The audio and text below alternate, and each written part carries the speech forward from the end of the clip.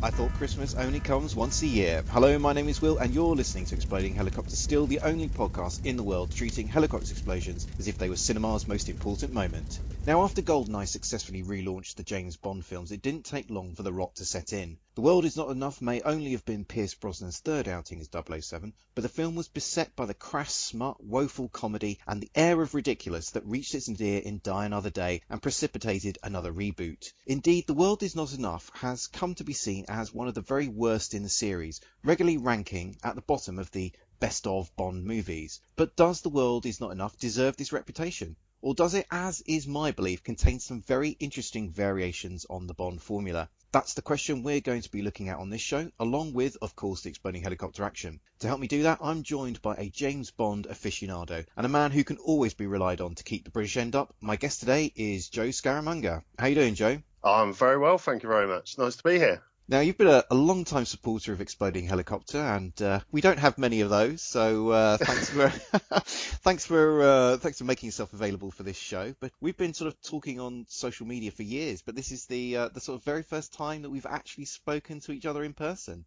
It is indeed, yeah. No, it's an absolute pleasure. I've, as you say, I've been a massive fan of your Twitter account for a number of years now, and I've always appreciated a good chopper fireball, and it's nice to meet fellow aficionados, and like you say, appreciation of action movies as a genre as well. As you say, they often get belittled, and there's a lot more going on than people think. Oh, for sure, and we are trying to cast a light on what we think is the sort of the greatest action movie trope, obviously the exploding helicopter, and it's good to be sort of talking to you in person, especially because I know you are a James Bond fan, and obviously your internet nom de guerre is a homage to those films. So is Scaramanga your favourite character, and if not, who is? He's certainly up there. I mean, Man with the Golden Gun is certainly not one of my favourite films, but Christopher Lee is certainly one of my favourite actors of all time, and he's just absolutely marvellous in that. There's a common thread with a lot of Bond movies that the worst ones tend to have very good villains in them, and he's certainly up there. So what is then your favourite Bond film? It's on Her Majesty's Secret Service. It's just fantastic. It works as a standalone film. It works as a Bond movie. I know people have their issues with Lazenby, but a lot of those issues can be put down to post-production. I mean, he's dubbed for half the movie, which doesn't help his performance at all. And Dinah Rigg is just absolutely fantastic. Easily my favourite Bond girl. And yeah, it's just absolutely marvellous. Even a poster of it in my front room. Well, I was going to ask you kind of what is your biggest act of James Bond fandom? Oh, that's an interesting one. I do have a box of, I would call it memorabilia, the wife would call it junk, that I've acquired over the years, that various odd bits. I don't really go in for the sort of high-end collecting, but I have things like branded razors and any magazine that has got Bond on the cover and things like that. Just odd little things that I think, one day might be worth something. I think probably the pride and joy in that is a completely mint condition Moonraker annual, which obviously is aimed at kids. So it's really hard to find a nice clean version that hasn't been ripped and drawn all over. So that's probably the pride and joy of that. What on earth is in a James Bond Moonraker annual? It's really good. There's a lot of sort of behind the scenes stuff. There's stuff about the special effects, and there's a sort of introduction to the characters and things like that. But it's aimed at kids. It's not like the later making of books. It is just a kid's book about a space shuttle movie. So it's really cool. Now, as regular listeners will know, I've chosen to dedicate my life to celebrating what I believe to be cinema's finest movie trope, exploding helicopters, obviously. But I'm aware that not everyone is as interested in them as me. So, Joe, I wanted to ask you, do you enjoy helicopter explosions in film, or do you need to make a shameful admission and admit you've never really thought about them too much?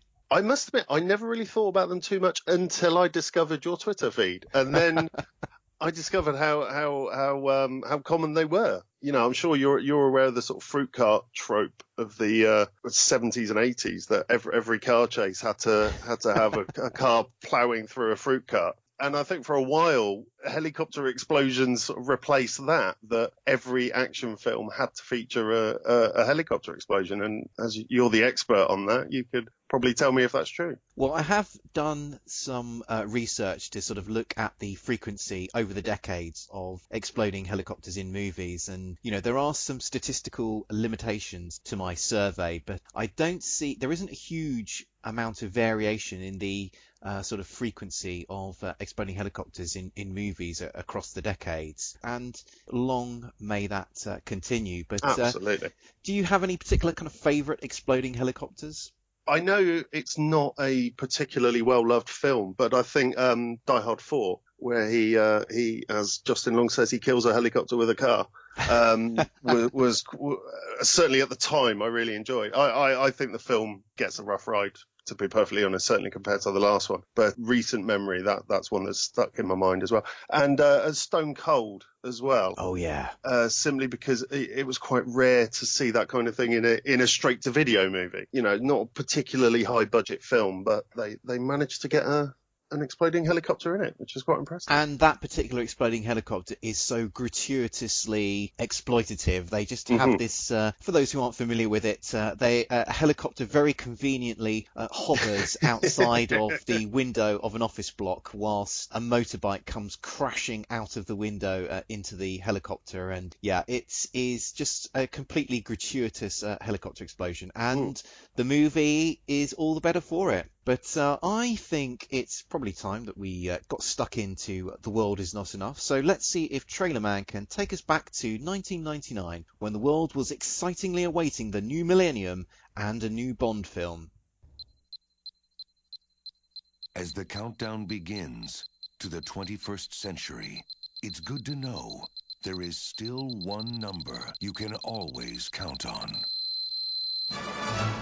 Bond. Bond. Can't you just say hello like a normal person? Renard is behind this. He will die along with everyone in the city. We do not negotiate with terrorists. His only goal is chaos. I sent 009 to kill Reynard. He put a bullet in his head. That bullet's still there. He feels no pain. He can push himself harder, longer than any normal man. No hard feelings, Mr. Bond. It appears that you have been beaten.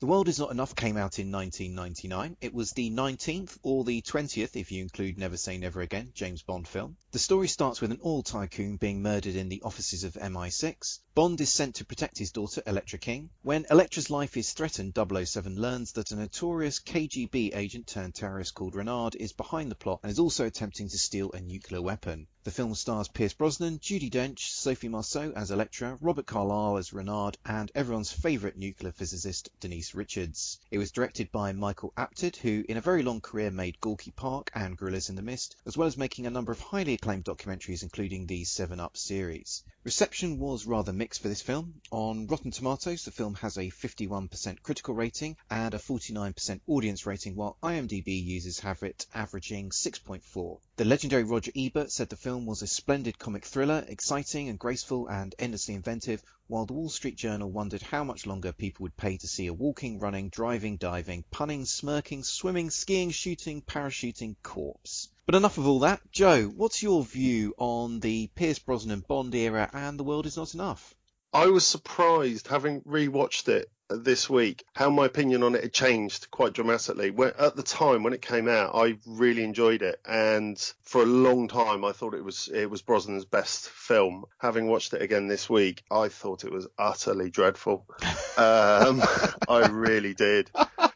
Because you were quite enthusiastic when I initially contacted you about this, so this is quite a change. It was weird because I couldn't actually remember the last time I'd seen it, and I realised that I really don't watch the Brosnan films anymore, except maybe GoldenEye. And from the first sequence in the banker's office, it's clunky, it looks cheap. It looks cheap and ugly, and just the dialogue is dreadful. Pierce Brosnan is toe-curlingly bad in this. The way he delivers his one-liners is just, Sir Roger must be turning in his grave the sound of Pierce Brosnan delivering lines about checking the lady's figures and things like that. That's a terrible line. And the plot is all over the shop. Once you start picking it apart, it just makes no sense at all. Well, I'm perhaps a little bit more positive about this movie. I'm not going to, I'm going to have to muster a somewhat sort of limited defense of this film, because I do think it is, I do think it is very good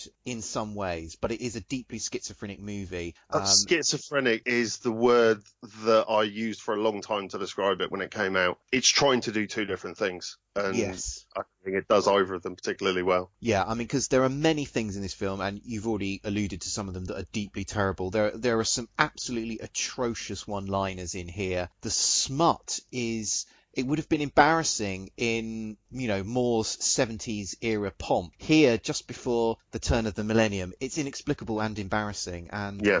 The sort of the naff gadgets are back with a vengeance. That said, though, that this, for me, does have some actually sort of quite radical and unique elements in the plot here. And there are some really interesting things going on with the female characters in this film, which is often very rare in a Bond film.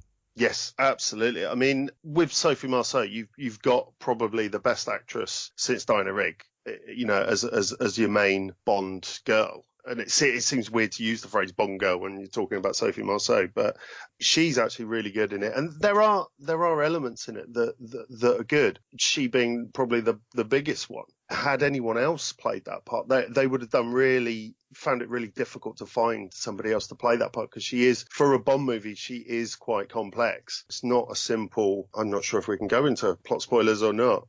We are a spoilerific podcast, so excellent. So just fire away.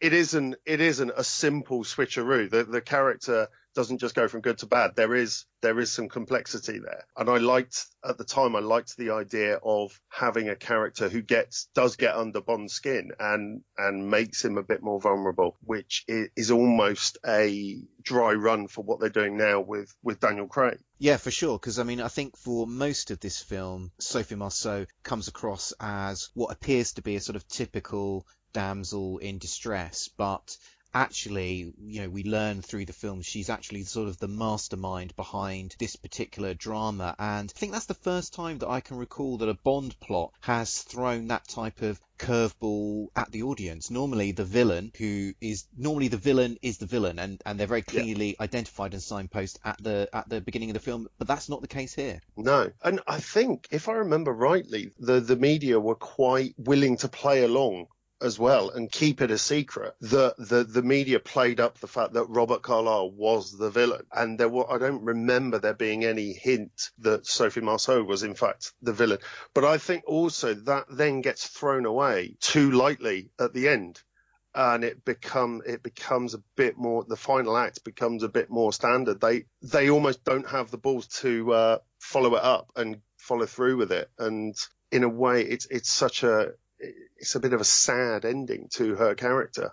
Yeah, I would agree with that, because that type of, as you say, the way that she has manipulated Bond up until that point, and the fact that he then realises that he's being used in that way, that should be a moment that should have a lot more weight.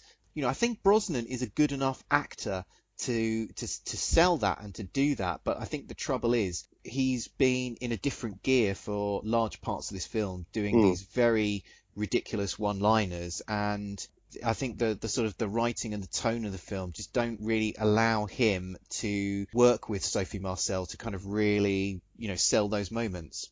Yeah, absolutely. I would agree with that. I mean, the face-off between Brosnan and Marceau, it's one of my favourite Brosnan moments, when he's got the gun to her head, and that small little scene is one of the best moments of his Bond tenure. And it's the one-liner I actually like in the film, when she says, you couldn't kill me, you'd miss me.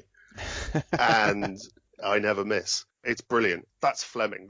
That could have come from one of the books. Yeah, it really reminded me of that moment in Dr. No, where I can't remember the character's name, he kills that guy.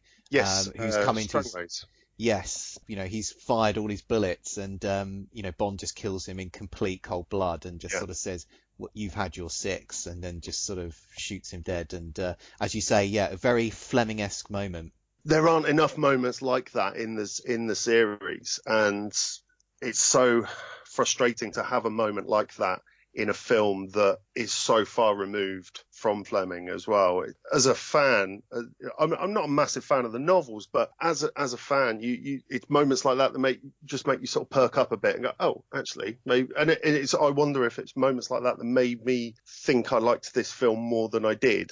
I mean, there are also some elements of the plot in this film which I think are very interesting to look at in the light of the sort of the more recent Daniel Craig era Bond movies, because in this film there is, Bond is vulnerable in this film. He very early on he's got an injury to his shoulder, which is actually there as an injury and something that causes him discomfort and pain throughout the whole of the movie. And that is something which we haven't really seen in a Bond movie until the sort of Daniel Craig eras. And there's also a sort of an increased role for M in this movie. And I think that helps also make the stakes in this movie feel much more personal for Bond. Obviously, he has the personal betrayal, but here he also has to, he has to set about rescuing his boss, not just rescuing the world, which, obviously high stakes, but can at times in the Bond franchise feel a bit impersonal. Absolutely. And as I say, like you say, those elements now have become standard. All the Craig Bond films feature M much more prominently than just as here's your folder, go off and do your mission, and then we'll catch you at the end up to it, which of course they managed to crowbar in at the end here as well, of M catching Bond on the job. So, all the Craig films now, M is a major character in the plot. Whether the plot requires it or not, I think probably only Skyfall is the one that actually requires M to be part of the plot. And to be honest, I'm now finding that particular trope quite tedious. I thought it got in the way. in Spectre, I thought M and Moneypenny, they got in the way of the climax in that movie. I didn't mind Moneypenny so much. It makes more sense for Moneypenny to be involved in the plot because she was, in Skyfall, she was a field agent, so it sort of makes more sense for her to be involved. I also like more involvement for Tanner as well. Tanner's a character that's been neglected by the series hugely, and until Rory Kinnear took over, he's only appeared, I think, 3 times before this period now. And in the novels, he's Bond's only friend. He's described as Bond's only sort of personal friend. So it's nice to see him involved as well. But like, you don't need M as well. It's overloading the pudding. But in this, The Water's Not Enough, it was refreshing. It was a new idea. And in some ways you're like, why haven't they done this before? It seems such an obvious thing to do, but they've never got around to doing it. And again, there is that personal connection between her and Elektra. It's not just, we've kidnapped M because we want to get to Bond. There is an actual reason why she's become involved in the plot. Well, we've talked about some of the good, and I think we probably need to look at some of the bad in this particular movie. And while there is much that is good here, there's also a lot of stuff here in terms of gadgets and comedy that feels like some of the worst excesses of the Bond series. And I've already mentioned this film feels schizophrenic to me. I think you agreed earlier that that's the way that it struck you as well.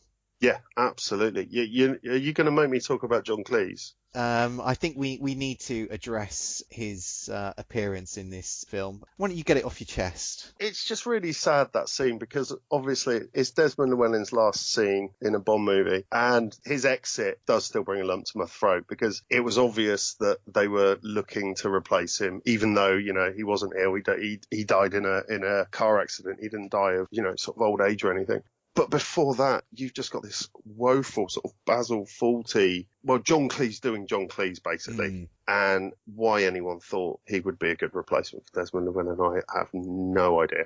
It's hammy, it's over the top, the one-liners are dreadful, both from him and from Brosnan as well. You think back to the Q scenes in the Roger Moore era. And in there's Connery ones as well. In fact, some ways the Connery ones are much funnier because the relationship is much harsher. Connery has no time for Q. Q clearly has no respect for him whatsoever. And that sort of warmed a little bit in the Roger Moore era.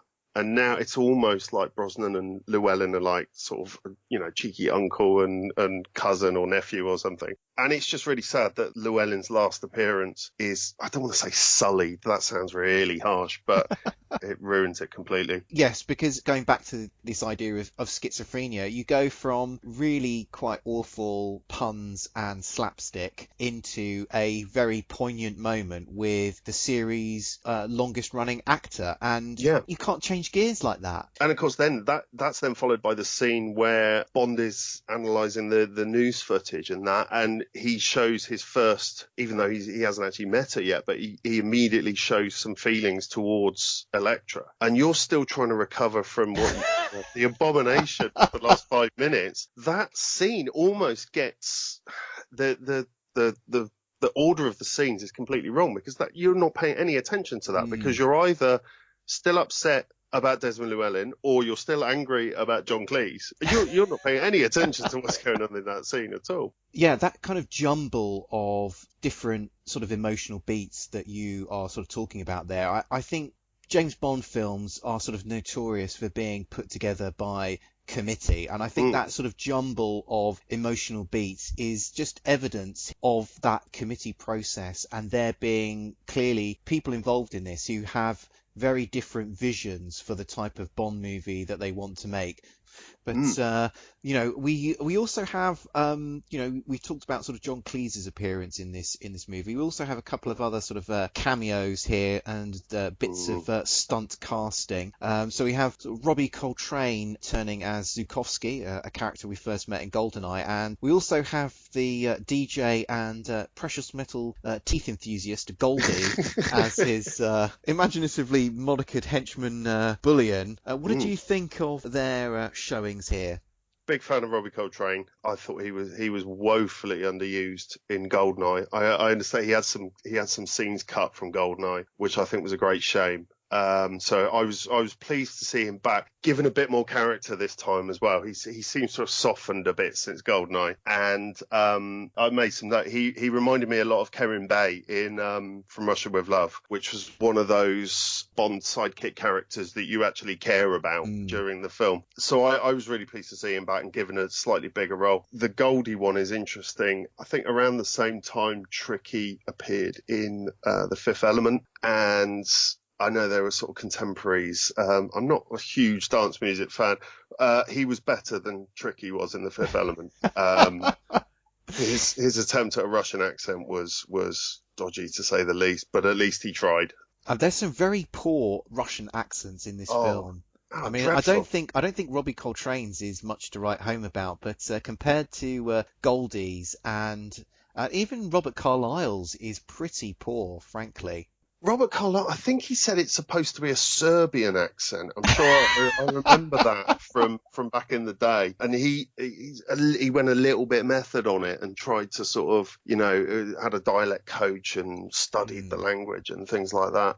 It's interesting. There's a Russian character at the nuclear bunker who I'm sure is dubbed by Robbie Coltrane as well. He is definitely dubbed. And I'm sure it's Robbie Coltrane doing another Russian accent. I feel the need to get to the bottom of that. But I know you are a big Bond fan, we know that. But I also know you're a big music fan as well. Yes. So I wondered what you made of the theme song to this film, which was performed by Garbage, written by David Arnold, and Don Black must have been doing the lyrics. So yes, a very weird combination of artists there. What did you make of what they came up with? Certainly at the time, I was a big fan of Garbage anyway. Obviously, the name meant that there was a lot of Mickey taking at the time. But I was a big fan of theirs. So I was just chuffed to bits. And I really liked what Arnold had done with Tomorrow Never Dies and bringing in a much more up-to-date but respectful sort of sound. Big fan of David Arnold, big fan of Garbage. I like the song. I think it's very good. Shirley Manson's got a fantastic voice. I was very happy with that. Were you aware also there was a Scott Walker track that was supposed to be used in the film. I was unaware of that, and I can't imagine what they were thinking. Yeah, it's a weird one. It's on the soundtrack album. It's the last track on the album. It was written by, again, by Don Black and David Arnold, and was intended to be used over the end credits. It's a very downbeat, sort of smoky jazz tune, and it would not have worked at all. It's a lovely tune. It's a really, really nice tune. The title has eluded me. Only Myself to Blame, it's called. It's on the internet. It's freely available everywhere, all reputable video sharing sites. But it just would not have worked. And for what, Michael Apted apparently nixed it, and they decided to use the sort of techno Bond theme at the end instead. Well, that is Scott Walker. I'm absolutely floored. He's one of the last people in the world I would ever associate with doing a Bond theme. Unless I've really misjudged who he is, what he is as a musician. I could sort of imagine him doing a 60s one. I could imagine him singing sort of "You Only Live Twice" or something like that. Maybe Thunderball, but I don't know if it was it was the period where one of his sort of occasional revivals, like he's having one at the moment, or maybe it was just David Arnold was in that period. Was like, well, I can work with whoever I want. I want to work with Scott Walker, please. Yeah, of course you can, David. Maybe it was one of those. Who knows? The mysteries of the movie business. Well, I reckon it's time we get down to the serious business of talking about the exploding helicopter action. So why don't we take a quick break? Don't touch that dial. We'll be right back. Do you like movie podcasts hosted by inebriated people? That's Kai with the cracking voice and Heather's touched by evil. One thinks he's Spider-Man, the other is a ninja. It's the Man I Love Film podcast, it's the Milfcast. Hey everybody, I'm Kai. And I'm Heather. And we are the hosts of MILFcast, the Man I Love Films podcast, the unofficial official podcast of manilovefilms.com. This is the podcast where we like to talk about what we've been watching, talk about movies, but mainly we just like to drink, be silly, and play a whole bunch of games. So we think every other week you should grab a drink, snuggle up, and let us make sweet love to your ears. Otherwise, we'll make sweet love to your couch. So come and find us on iTunes. Just search for MILFcast. We're back, and now we're looking at the exploding helicopter action in The World Is Not Enough. Bond heads to a caviar canning factory to pursue a lead on villain Elektra King's plans. However, she's tipped off about his presence and sends in 2 helicopters from her mining operation to rid herself of the meddlesome secret agent. The choppers are equipped with giant rotating blades which hang from the bottom of the aircraft and cut through the buildings where Bond's conducting his interrogation. After a bit of dashing about, Bond uses a remote control to drive his car to where he's temporarily holed up. He gets inside and activates the onboard missile system, targets the first of the helicopters and then takes it out with a missile. Whilst Bond is admiring his handiwork, the second helicopter comes in and chops his car in half. After some further dashing about, Bond opens a gas pipe which shoots a plume of highly flammable vapour into the air. Using a handily placed flare gun, he ignites the gas which causes the second helicopter, which is conveniently hovering above it, to explode. Joe, what did you make of the exploding helicopter action? I think the choice word that you used there was conveniently. The first one is incredibly lazy, using the automatic targeting missile handily stored in the massive BMW badge in his steering wheel. Far too reminiscent of Spy Love Me. And then the second one, like you say, he's conveniently hovering over a plume of gas and he blows it up with a flare gun like he did in A View to a Kill. It's seen it all before. It's Deja Bond, isn't it? Yeah, it's like a sort of greatest hits package, or a bad cover version rather.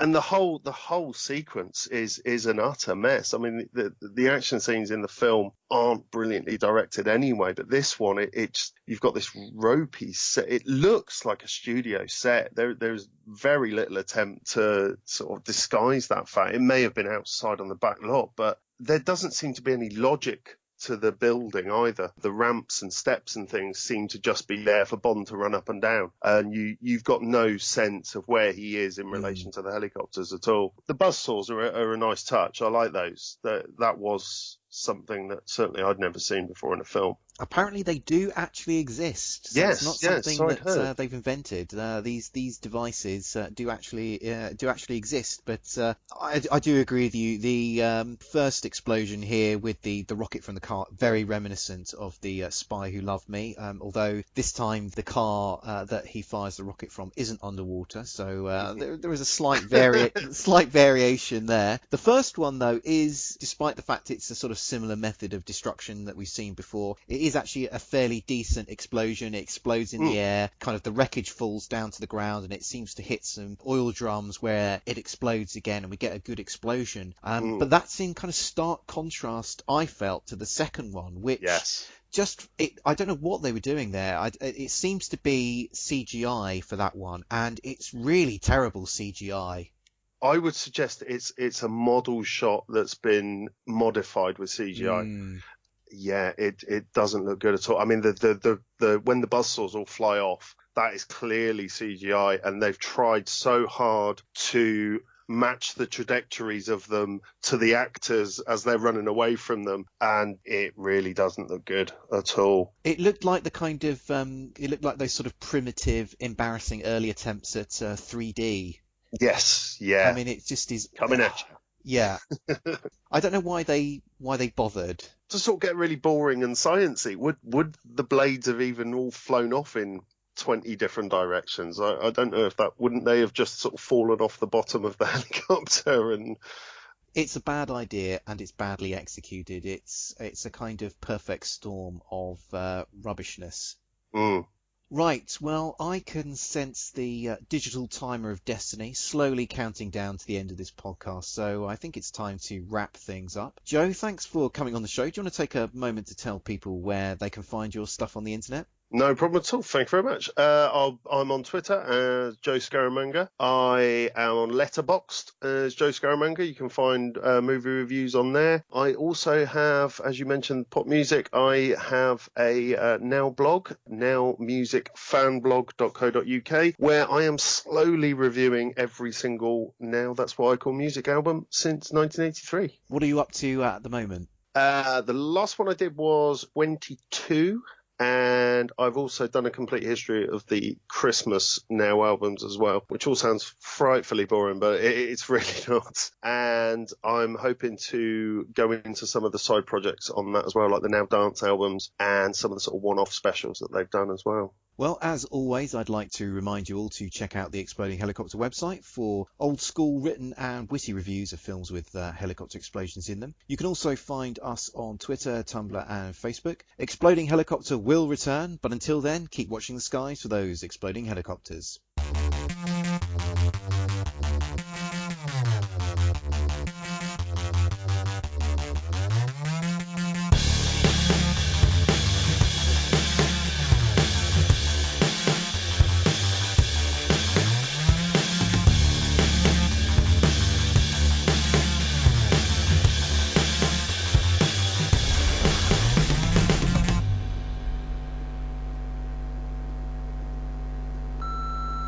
This podcast is a proud member of the Lamb Podcasting Network. Find the network at largeassmovieblogs.com.